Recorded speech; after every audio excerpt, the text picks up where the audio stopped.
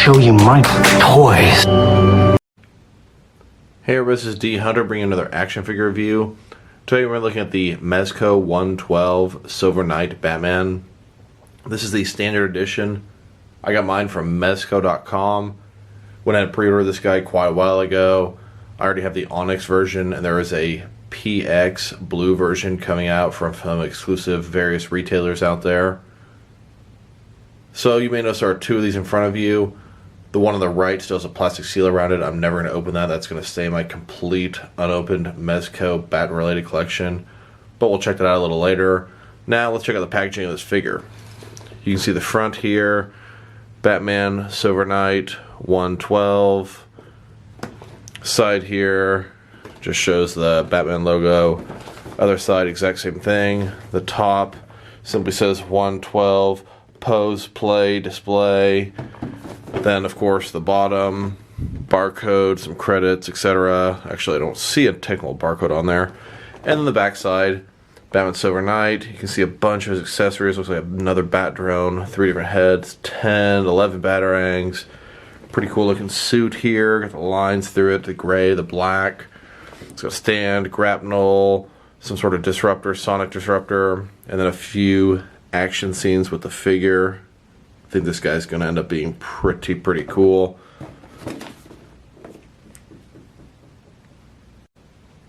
Next, I'll show you how the figure came in the mail to me, as well as sort of an unboxing, step by step, although most of it will be off screen. And here's the item as it was shipped in its outermost box, straight from Mezco Toys. You can see here this box would hold 6 figures. This should have 2 action figures inside of here and 4 empty slots. I noticed down there it says carton 317 out of 2,000. And if these are 6 in each thing, we have at least 12,000 of these figures out there. Maybe I'm wrong, maybe I'm crazy. Maybe that's just how many went straight to Mezco and not to other retailers. And as I continue to open up the package, first thing I see here is little Mezco sticker on top before even getting further into it. Nice little touch. And then just like I expected, 2 figures in there, 6 slots, 4 of them empty. And then bam, 2 of these Silver Knight Batmans out of the box, getting ready to be checked out. And what else was in the box? Well, besides this receipt here that shows they selected 2 of them for me, we've got a free Mezco item here. There are usually a ton more advertisements included with a Mezco figure, and honestly, I don't need any of them. I always know what's going on with the Mezco releases. And it looks like this time I got an all black little Mezco dude. At least I'm not getting duplicates of the same colors or variations I've gotten before. And now this puts us at having 2 of these guys ready to get opened, checked out. Obviously I got 2 of these guys. One of them is to be opened up. One of them is to be never opened, completely sealed with this plastic on the outside to join the rest of my Mezco Bat-related unopened collection. And as you can see here, here's the unopened figure on the floor, ready to join his unopened friends in front of my comic collection with the other unopened Mezco figures. But I'm kind of out of space. I got the little Multiverse Batman Beyond in the corner there, but this box is too big to fit there. You can see the Onyx Batman directly above him. Packaging completely different. I will say this packaging is almost identical to the Ascending Knight standard release packaging. As you can see the Mezco toys here. On the right hand side here is a standard Ascending Knight package. Very similar to the Silver Knight Batman. And then here are all the rest of my recent Mezco releases. And other Bat releases as well. So now we're looking to open this one last figure right here. And then here he is out of the plastic sleeve. Here's the front, and of course here's the back side as well. Pretty much Batman, a bunch of different action poses down here.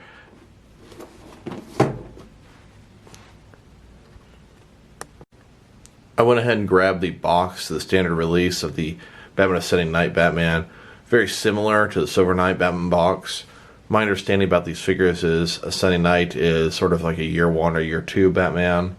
Silver Knight is sort of Batman in his prime. And then they're going to make a third variation eventually, which is an older Batman, kind of doing the Mezco's own little trilogy. And then now the next layer has been removed, which is the cardboard sleeve around the outside. Seeing a nice window packaging. Next, we've taken the figure encased in plastic out of the box.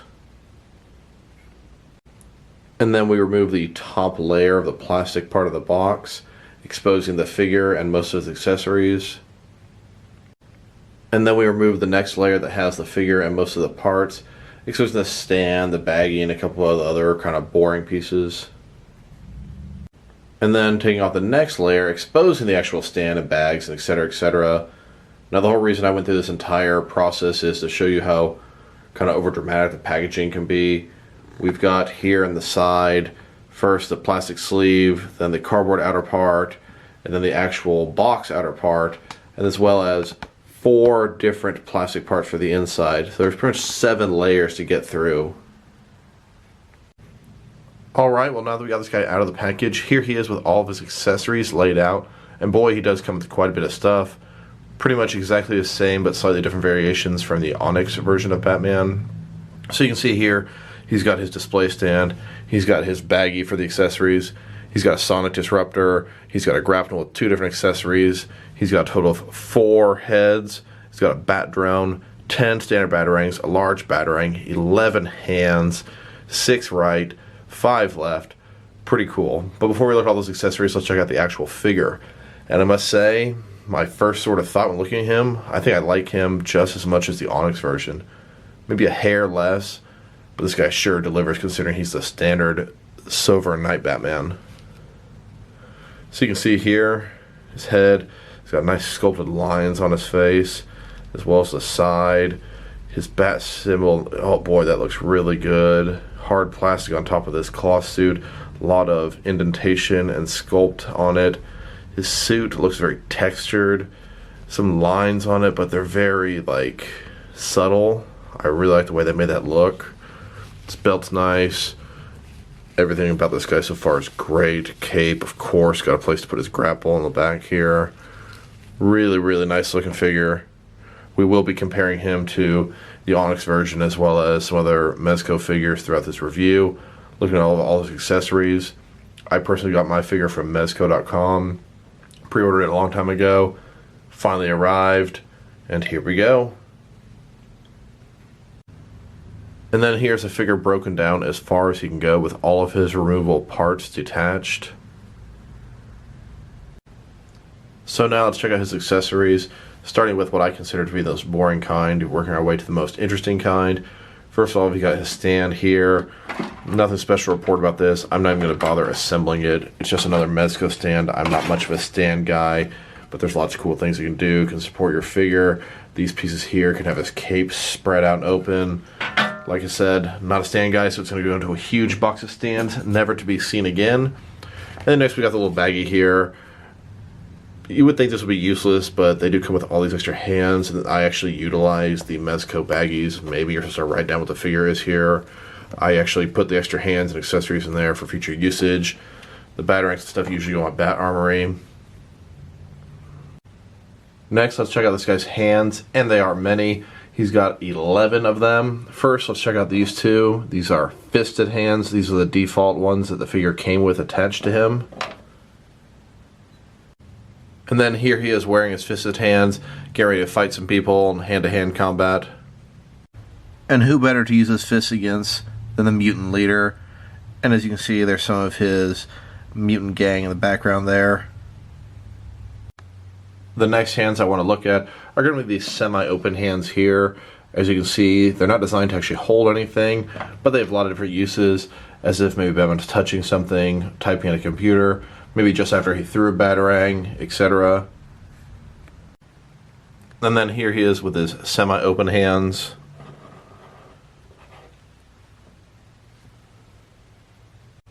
It works great for him being at the back computer, as if he's typing away, doing some research. They also work good if he's in the Batcave, working in his laboratory over here. They can also work good if he's, I don't know, picking something up, perhaps some evidence, trying to figure out who spray painted this wall, or perhaps as he's sneaking evidence out of a gangster's safe, tapes he can use against him in a court of law. Next, let's look at his trigger finger hands. You can see here he's got both a right and a left. Each one could presumably hold his grapnel or disruptor. And then here he is holding both of his trigger finger hands. And then here he is using his trigger finger hand.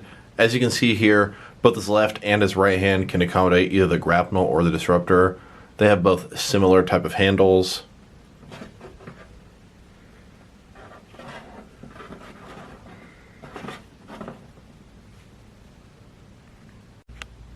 Next, let's check out his batarang holding hands. These ones here are almost like fists. They have very, very small slits and holes into them. Both left and right, exact same thing. Obviously intended to hold his small or larger batarangs. And then as you can see here he is with his small batarang accessible hands.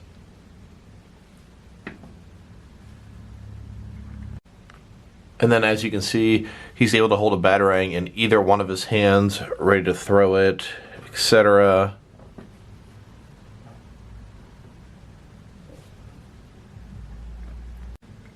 And then of course he can also hold his large batarang with the same batarang holding hands. The next hand I would like to look at are going to be the hands that he can hold a larger item with. His holding hands, they're kind of semi in a fist position and then able to hold a larger item. None of his items in particular are designed specifically for this hand, as his trigger finger and batarang hand can hold all the other accessories. And as you can see here he is holding his open hands.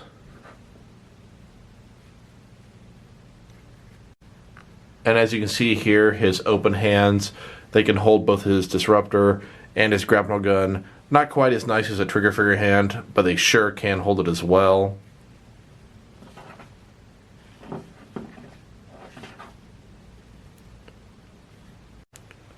And as you can see here he is with his two open hands holding his smaller batarangs. They work in those hands as well. And as you can see here, his open hands also support his larger batarang as well, almost eliminating the need for the batarang hands. And then the last hand that I would like to look at is another fisted hand. It is for his right hand, an extra one, and it has a kryptonite sort of gauntlet, kryptonite brass knuckles on the front of it, obviously for fighting Superman.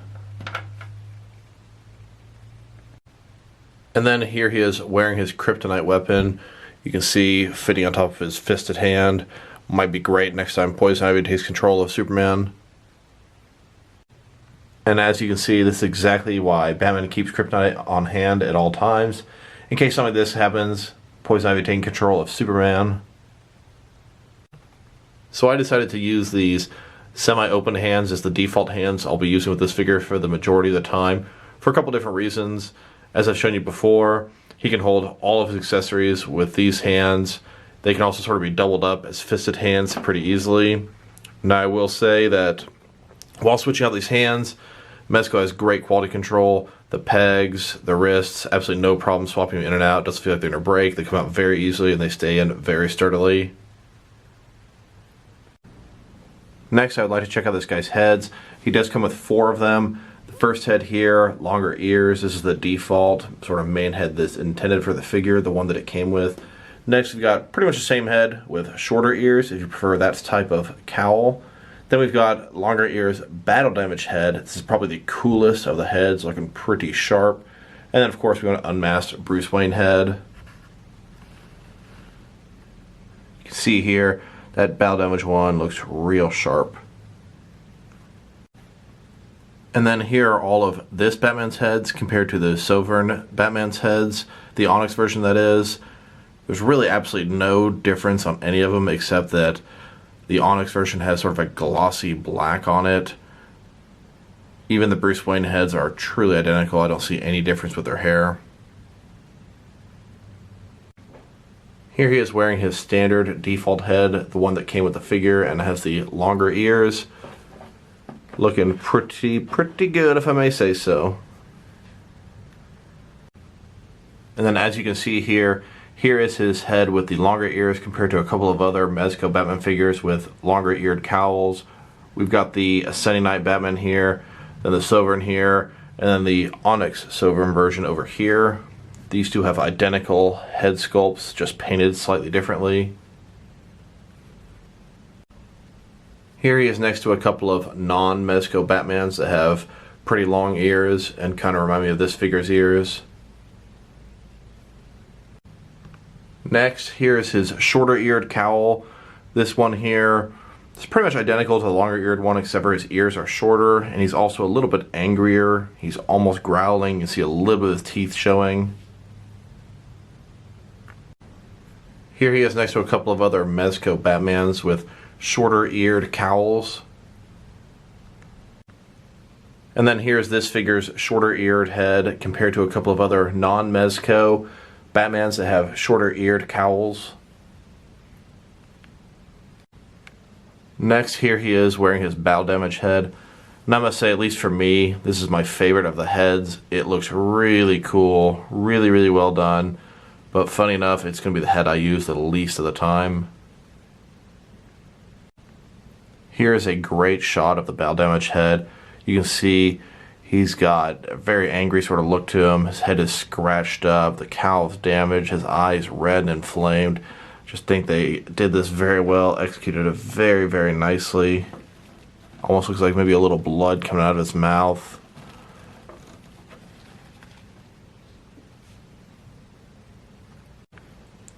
And here he is next to another Mezco Batman with a battle damaged face.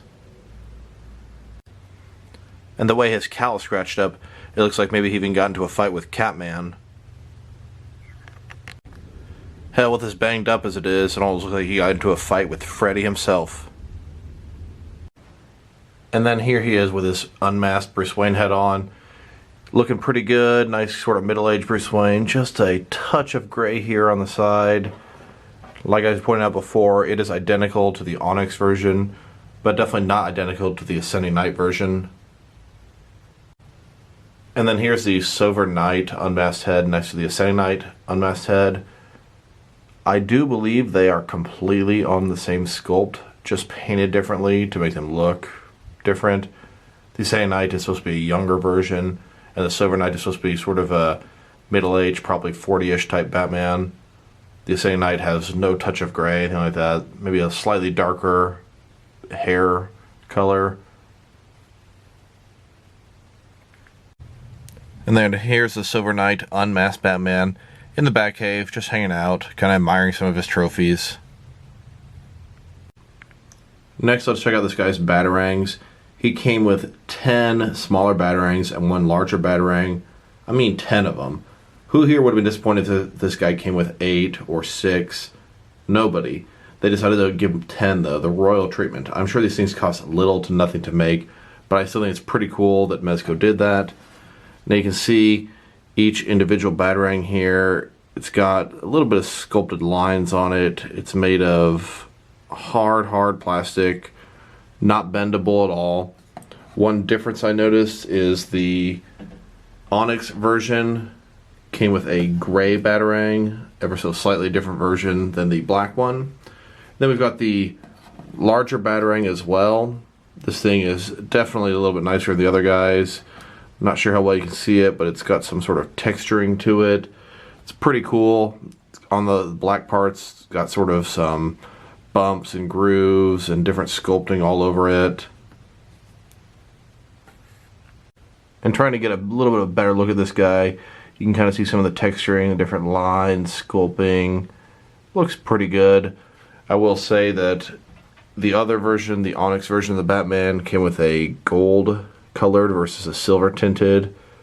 Both of them look pretty cool. I'm going to say this one takes the cake though. Next on the agenda, let's check out this guy's Disruptor. Now it says a sonic disruptor in the package. Makes me think it makes some sonic waves. I personally kind of think, oh, it can disrupt communications or electricity, etc. Now this thing here, it's got some nice detail. I see the little red dot there. The handle has gripping and different sculpting onto it. This front part here, kind of a dish, like it's pointing some sonic waves. It's actually removable, which is pretty cool. All in all, pretty nice piece. And I will say the one that came with the Onyx version is exactly the same sculpt, but colored differently. Instead of the silver, it has sort of a gold tint, and instead of the red button, it has a gold button there. Just kind of cool. Next, let's look at this guy's grapnel gun. Here's the base of it down here, and you may notice it comes with two different accessories. One with the sort of grapnel attach and not launch, and one as it can be launched. And let's not forget that his grapnel can also holster onto the back of his belt. I really love functioning holsters and weapons and utility belts that can do what they're supposed to do. And then as you can see, here he is holding his grapnel gun with the grapnel piece inside, as it has not been launched yet. I decided to pull out his trigger finger hand, as it can hold his weapon a little bit better than his open hand. And then here he is with his grapnel launcher extended, getting ready to go up on top of a building, etc., etc. Next, let's look at his bat drone. I must say this is a very cool accessory. The first bat drone I think we've ever gotten with any figure before. Batman does use bat drones in the comics.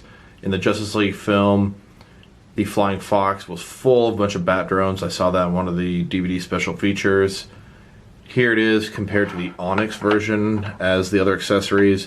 It has sort of a gold tint, where this one has silver tints to it. So in addition to just coming with the bat drone, this thing looks really cool. You can see on the top it's got the engines, the front, a bat face, the bottom here. It also has some articulation. The wings can go up and down, kind of like a bat. And then in addition to that, they can turn. So say he needs to go backwards, engines come here, he flies back, needs to go up and down, etc., etc. Really, really, really cool piece if you ask me. Great for the bat armory. Now that we've taken a very in-depth look at his accessories, let's check out the height of this figure. So these Mezco 112 figures are typically around, I don't know, 6.5 inches tall. This guy here looks like the top of his ears are just about 7 inches, and the top of his head is at about 6.5 inches tall. Next, let's check out this figure's articulation. So, looking at his head here, can turn, kind of tilt from side to side. Of course, it can turn around completely. Can look down this far, which is really nice, and look up that far. Not quite as nice as how far down he can look. His shoulders, they're on a ball joint on the inside. They go way more than 90 degrees. Of course, they can move pretty much any way you want them to. Single jointed elbows, about 90 degrees. There's no swivel on the elbows, but his gauntlet here can rotate around. Then his hand, of course, it can rotate as well. And it is hinged. Then he has an ab crunch under here. You can see up and down, kind of to the side as well. No traditional waist articulation, so this here would have to substitute for that. His hips, they go out pretty much 90 degrees. I don't really want to push them further because of soft goods in there. They go up that far, pretty nice, and back, really not at all. His knees, they do appear to be double jointed, then go back about that far. Nothing can move over here. His feet, of course, they can go up and down a little bit. They can also rock and tilt a little bit.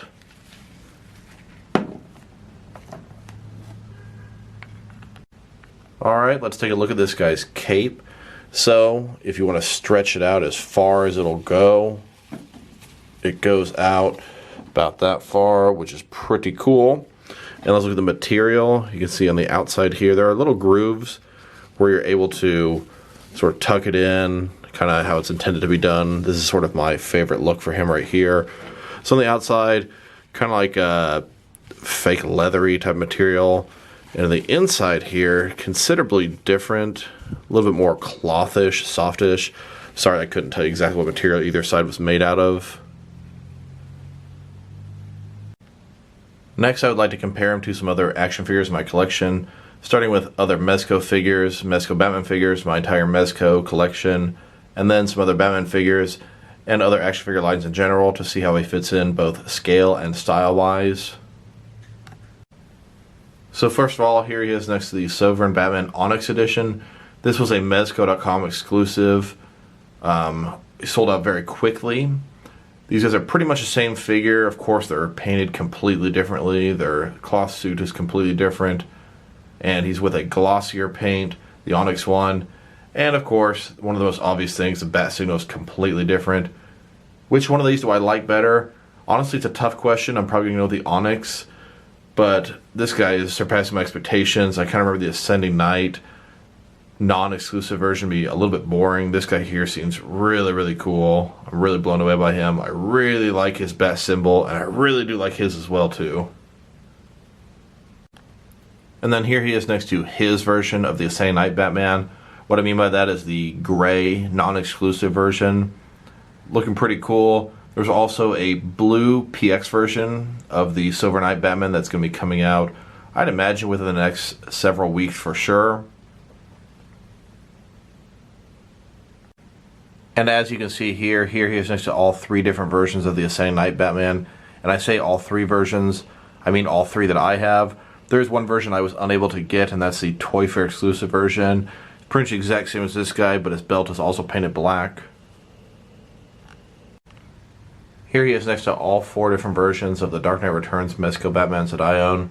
There are actually two different versions that I don't own. One is the black and white version exclusive, and there's also a Puerto Rico Comic-Con exclusive, both of which are astronomically expensive and I will never get in my collection. I've accepted at this point. Here he is next to all four different versions of the DC Cinematic Universe Batman they've released. The Ben Affleck Batman. Three of these are from Batman vs Superman, and one of them is from Justice League. Here he is next to the most recent Batman-related Mezco releases. You can see we've got the Justice League Tactical Suit Batman, the Silver Knight Onyx Batman, Standard Silver Knight Batman. We've got Batman Beyond, and then both versions of Catwoman. I believe the next thing we'll get is the PX exclusive version of the Silver Knight Batman, and then more than likely the modern take on the Joker. And then here he is next to my entire Mezco collection. They're all Bat and related. And then here's an aerial shot showing my entire Mezco Batman collection. There are 23 different figures here. There are 4 figures that I consider absent from my collection, and I've kind of accepted I'm not going to get any of them at this point. We've got the Dark Knight Returns black and white version, the Dark Knight Returns Puerto Rico Comic-Con exclusive, the Ascending Knight Toy Fair version that is completely black including his belt, and then there's the deluxe Joker that I missed out on somehow. I am still on the wait list, but I've kind of realized I'm never going to get that converted to an actual pre-order or order. Next, I'd like to compare this guy with several different action figure lines to see how he fits in both scale and style-wise.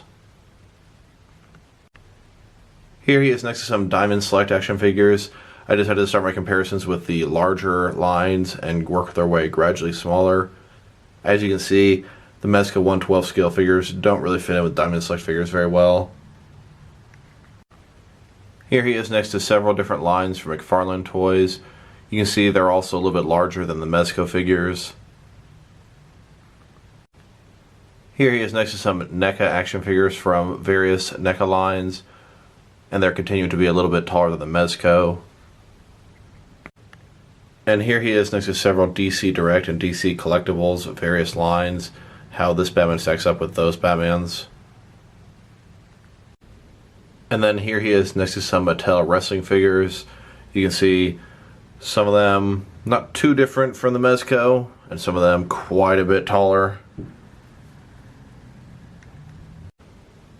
And then here he is compared with some Soap Studios figures. This is a new company that's sort of jumping in, trying to make expensive cloth good figures as well. I will say these guys cost more than Mezco, and their quality is inferior to Mezco. If I were to suggest, unless you find them for a good price, steer clear of them, unless you're like me and you're obsessed and you have to get all the figures. Quality control's worse. Detailing is worse, cloth outfits are worse, and the price is higher, as crazy as that is. And then here he is next to Mattel DC Universe Classics and Multiverse Batmans. So you can see how the Mezco Batman fits in compared to those guys. Actually fits in pretty well, scale-wise. And then here he is next to several different Mafex figures. I think they scale up pretty nicely with him as well. And then here he is next to some Hasbro Marvel Legends figures. I think these guys are passable to work with him, but they are getting a little bit smaller than him. Here he is next to some Mattel Movie Masters figures. These guys are a little bit smaller than the DC Universe Classics Multiverse lines, and a little bit smaller than Mezco. I would say they're fudgeable to work together though. And then here he is next to some Figure Arts figures.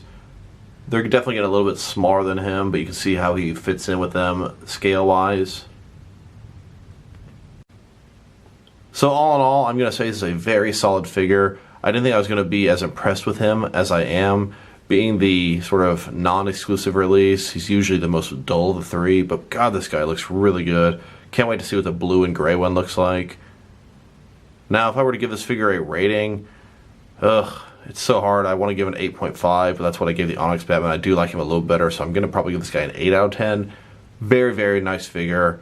I really like the figure. I like the way he looks. I like his sculpt. I like his texture. I like his detail. I like his paint. I like his accessories. There's really very little I don't like about this guy. Couldn't even think of anything off the top of my head. So this is D Hunter. Thank you guys for watching this video. If you liked it, press like below. If you have anything you want to say about the video, add to the comments.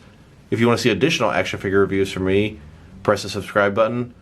Once again, this is D Hunter. Thank you guys for watching this video, and I'll talk to you guys real soon.